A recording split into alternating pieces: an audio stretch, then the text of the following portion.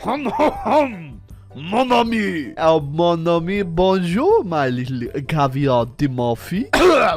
Sorry, had a frog in my throat. Hello, everybody. Welcome back to Nostalgia November, where today we are going back to Après Morning, which is essentially a very, very old mod for Hoi 4 that is definitely a testament to its time, as it has not been updated in a long while. But they've actually made a mod that keeps it up with the current standard of Hoi 4, which I'm not gonna say has updated the game. It hasn't. It also isn't as yet updated to the current patch or DLC. Now, the version of Après I am playing today is Après New Le Deluge, which is a different mod that keeps it up to date and fixes a lot of the bugs and makes sure it, well, boots up. But this thing is definitely a time capsule for its time. I think if you played Hoi 4 on release and all the original first mods that came out, you probably have fond memories of this mod, but it is definitely bare bones. Mods nowadays are actually pretty in-depth with features that are actually, you know, very intuitive, extra things mostly down to like the GUI interface that Paradox released a while ago with modding tools, but this has nothing. No fancy bells and whistles here, only map painting. And I have decided today I am going to be giving the Polish Empire a little go. Alright, now when I say that this game only has map painting, I'm not lying to you. A lot of countries don't have focus trees, and this is essentially the base tree that everyone has, except for a few things down here where we actually get war goals to destroy people. Now, it's not to say that countries don't have completely unique trees. A few do, like the French, because obviously this is a mod where what if Napoleon won? But yes, this is a very bare bones, very much a relic of the past. Now, obviously, this is before By Blood Alone, so we are on the old system for planes and stuff like that, and I am going to make sure to enjoy this fully. Hello, everybody. It's me, Poland. I'm led by Mr. Joseph Pilsudski, and I have grand ambitions to build a even larger empire. Yeah, when I say this has been updated, I don't mean completely updated. We're gonna have to invent some army commanders here, which means we're gonna have to level up a few people. Alright, today I think we are gonna go ahead and empower the monarchy today, while Mr. Joseph is on a horse. We are already drifting to monarchism and ultranationalist at the same time, but I want to give the king power, or I should say emperor, because we're an empire. But first I should probably invent the train. You ever wondered where the old meme about like freeway civil wars used to come from? It in turn came from mods like this, where Germany started a freeway civil war. Oh, but there were some curse mods back in the day where Spain exploded into like 5 different factions. It was definitely something. Oh my god, this just gives infantry equipment a 25% heart attack and 25% breakthrough? Why would I never take that? I mean, it's not really something you look for on an infantry equipment stuff, but I guess why not, really? Oh my god, is that another 20% breakthrough on artillery and towed rocket artillery and motorized rocket? Wait, 20% break from motorized rocket artillery? I don't think it's any better than just building a tank with like a ton of breakthrough, but I guess we're gonna do it for the memes. And this one gives mechanized plus 30% armor and piercing. Okay. This is a little ridiculous. Oh, he's dead. Rip. Alright, so our first war is coming up, and I'm not entirely ready, but we're going for it anyway. Things may have escalated. Alright, so I declared war on the Baltic states. They joined this faction down here, which in turn, when other countries like the UK declared war on Quebec, drew Quebec into this faction for some reason. And Brazil and Portugal, which means I'm now having to fight troops from Quebec in the Baltics because the UK declared war on them.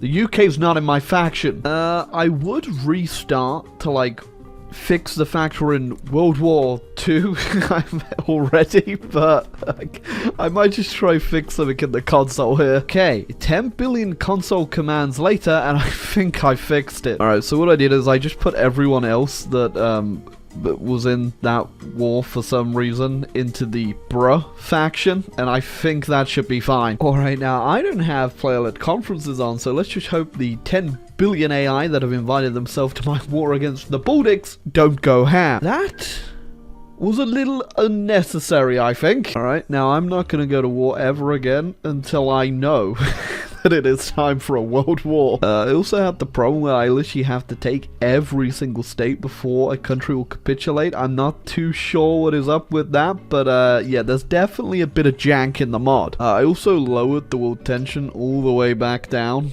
so hopefully it stopped things escalating, because that escalated pretty quickly. Yeah, I feel like things went a little out of hand there, but at least I now have a chief of the army. Way. Alright, now after we've done what should have been, you know, not such a big deal, I guess we can reform or form Poland-Lithuania. During that whole thing too, we also went ahead and got ourselves the king or emperor in power. And look at him. Look how regal he looks. Although that is a bit of a cringe-larp name, Mr. Augustus. You wouldn't happen to be a cringe larper, would you? I'm now going to go down my diplomacy path for a little bit here, because I need to align both Serbia and Croatia, who happen to be both at war with each other. Oh god, we're met with the option to destroy Bulgaria or Romania.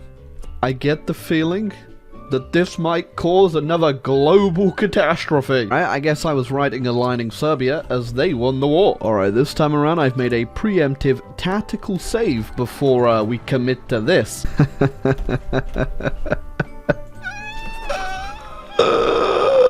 You know, just gotta take down America.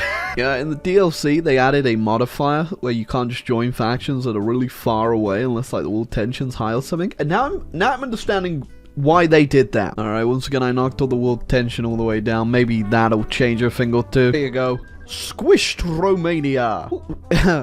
Here come the Russians! I won't lie, wasn't quite expecting that one, but we're gonna have to roll with it. I just didn't have enough troops, so the brave Hungarian army is holding my northern border over here. Alright, question is, was I ready to fight the Russians? That will be a resounding no. My rocket artillery will surely turn the tide of this war. You know, I can't even wait for it to get fully equipped and trained. We're just going straight in. We gotta turn the tide of this war now. Oh, yep, okay. The mechanized and motorized rocket artillery definitely works. Let's see if we can like push them out of over here. Right, okay, we've got the Russians on the run finally. Oh, I always forget about Crimea. Alright, there you go. That's what you get for being cheeky. Right, the Finns have been broken by the great winged hussars and we are moving forward. I get the feeling we're gonna have to push the Russians back so damn hard.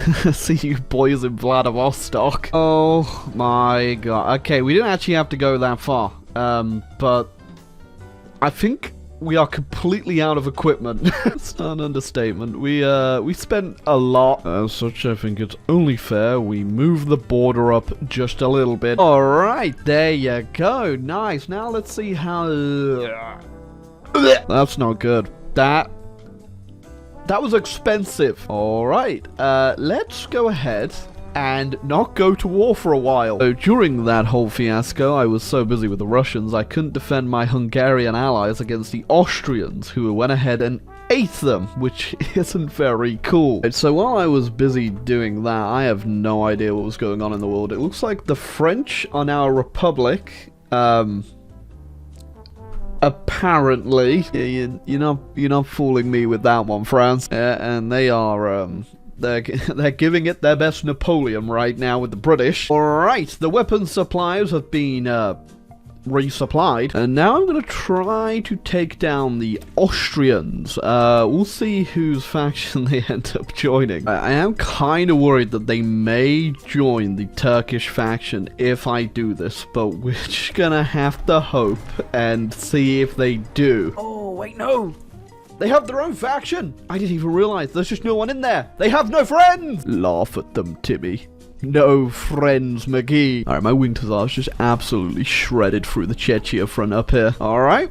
Yep, we just absolutely demolished the Austrians. There you go, Romania. There's a bit more land back. Now you're not squished, you've just been bonked very hard. There we go. I even got my best friend Hungary back. Welcome back to the realm of the living, Albert. Alright, next up, I think we're gonna have to look at the French and their uncontested control over Europe. Although I guess technically it is the Americans. Either way, we're gonna have to go ahead and break up this little party. Oh yeah, that party ain't gonna last too long. Oh! Just absolutely blew apart the Germans there. Funnily enough, though, the French have still yet to join the war, so I think I'm gonna have to do this myself. There we go. Yeah, I'm not believing that they have apparently almost 200 divisions. I think my intel is very off there, considering what's guarding the border here. And there you go. Liberated the Romans and the no! Here comes the big problem, though. The Americans are in the war with a lot of troops, and I have no way in hell to get over there. Wait a second. Alright, don't mind me. I'm gonna have to do a lot of building before I send an army over to Alaska. Alright, so I also got access through the Mormons, who are happy for me to come help. And we've got the Winged Hussars over here ready to strike from Alaska, and I guess we're gonna try and end this war. Well, I could try and do like a meme naval invasion, but I do not have a navy. Maybe the Russians have a navy? The Russians technically have a navy, although I don't think it will be too handy. Oh, the Austrians do have a navy. Hold on a second. Did they? Yep. The Habsburg class. With the Winged Hussars, the Habsburg class, I'm just... there's too much LARP and cringe in this damn game. I just realized the Mormons are in the Chinese bloc. With... everyone but China, really? Alright, yeah, we have completely overrun the Americans here. It does mean I've kind of unleashed the Mormons onto the rest of America, but that ain't my problem. Well, there we go. I am too scared to even think about what's about to happen in this peace deal. Aye, there we go. Boom, the Grand Duchy of Prussia. That's my puppet. I had to just take all the French stuff. Why did the French just... they're still alive! Although I feel like exiling a Napoleon to Italian land has not gone well before. Alright, let's take a look at you got a small case of the Mormons there. It's breaking out quite badly. Oh, I guess they weren't in the same faction in the war. And, yeah, so the Chinese bloc is now at war with the British faction. It's not my problem. Well, I think that's all we need to do today. It's 1945. This playthrough required a lot of jank fixing. Yeah, it was unbelievably janky, especially at the start of the game. It evened down a bit later as everyone had their factions and was already in factions, already in wars and stuff like that. But I don't mind, you know, doing a bit of console editing where I think it's needed. Oh god, I just realized what... what are you doing down here? But yes, that was Après Nous le Deluge, which is the new version of Après Moi le Deluge, which, yeah, definitely feels like a very old mod, I'll put it that way. But if you enjoyed the video and enjoyed this What If Napoleon Won Every War Ever mod, leave a like, hit the subscribe button down below. And if you want to carry on the Nostalgia November journey, stay tuned in a couple of days. Goodbye.